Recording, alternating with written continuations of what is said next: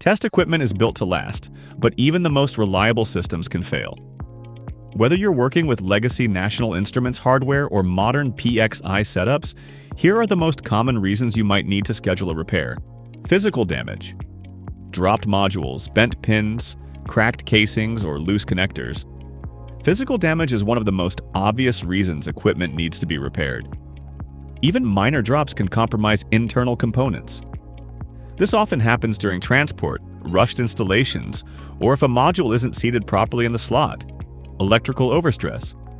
Overvoltage, overcurrent, or electrostatic discharge can silently damage sensitive internal circuits. Often the equipment looks fine, but readings become unstable or it fails calibration. This can happen from connecting a signal that exceeds the rated voltage or current, even if it happens for just a moment.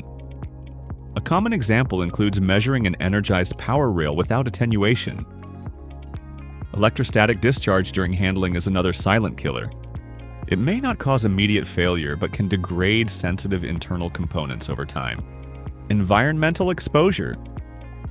Extreme temperatures, humidity, or even dust buildup can lead to internal corrosion, reduced performance, or premature failure, especially in long-running industrial systems or field-deployed setups.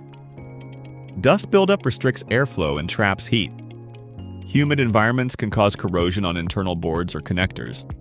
Modules installed in poorly ventilated racks or harsh field environments often show signs of thermal stress or moisture damage over time. Aging components. Electronics don't last forever.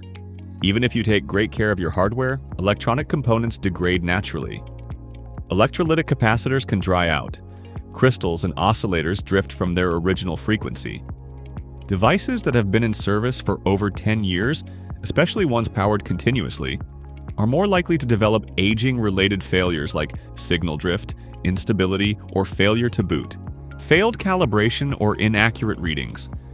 If your system fails calibration or starts delivering out-of-spec readings, internal signal paths or measurement circuits may need repair, even if the hardware still powers on. It could be due to internal component drift, AD conversion issues, or even subtle firmware bugs. These problems often show up during calibration or comparison against a known standard, and they're usually one of the first signs that repair is needed. Interface or port failures.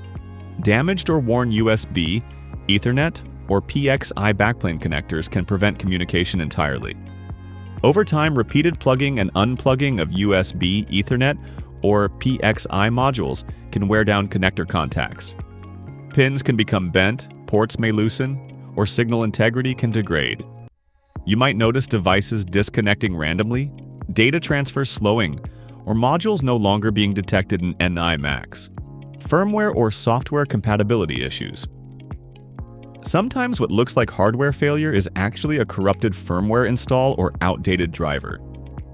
Failed firmware updates, outdated drivers, or incompatibility between legacy hardware and new operating systems can cause modules to behave unpredictably or stop working entirely. This is especially common when integrating older National Instruments hardware with Windows 10 or newer LabVIEW versions without checking driver support first. If you're experiencing any of these issues, don't panic. Apex Waves specializes in diagnosing and repairing legacy and current National Instruments hardware, getting your systems back up and running fast with optional calibration services as well. From PXI to CDAC to C-RIO, our team is here to help you extend the life of your investment. Visit apexwaves.com to request a repair quote or learn more about our services. Thank you for watching. Don't forget to like this video and subscribe to our channel for more product highlights, how-tos, and industry insights.